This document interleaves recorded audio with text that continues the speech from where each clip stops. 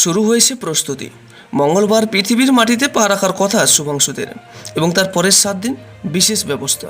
হ্যাঁ, আইএসএস তথা আন্তর্জাতিক মহাকাশ কেন্দ্রে শুরু হয়েছে প্রস্তুতি। সোমবার সেখান থেকে পৃথিবীর উদ্দেশ্যে রওনা দেবেন শুভাংশু শুক্লা এবং তার 3 সঙ্গী। ড্রাগন মহাকাশযানের আন্ডক প্রক্রিয়া শুরু হবে।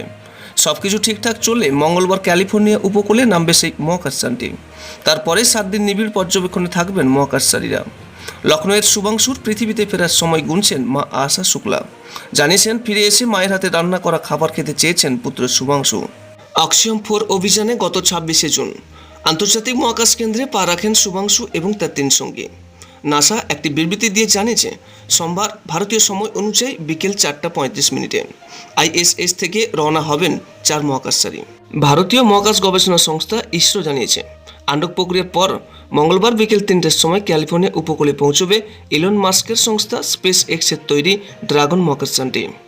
ইসরোর তরফ থেকে বলা হয়েছে, অবতরণের পরে শুভাংশুকে থাকতে হবে নিবিড় পর্যবেক্ষণে। ফ্লাইট সার্জেনের তত্ত্বাবধানে 7 দিন চলবে সেই প্রক্রিয়া, যাতে পৃথিবীর মাধ্যাকর্ষণের সঙ্গে মানিয়ে নিতে পারেন তারা। ইসরোর তরফে জানানো হয়েছে, যে কদিন শুভাংশু আইএসএসে রয়েছেন সেই দিনগুলোতে তার শরীর এবং মানসিক স্বাস্থ্যের উপর নজর রেখেছেন ইসরোর ফ্লাইট সার্জন। ভিডিও কনফারেন্সের মাধ্যমে তাকে পরামর্শ দিয়েছেন। এবার পৃথিবীতে ফেরার পরে সেই সার্জেনের অধীনেই কিছুদিন থাকবেন শুভাংশু। পৃথিবীর পরিবেশের সঙ্গে মানিয়ে নেওয়ার চেষ্টা করবেন। লখনৌয়ে বসে পুত্র শুভাংশুর মহাকাশ অভিযান দেখেছেন মা আশা শুক্লা।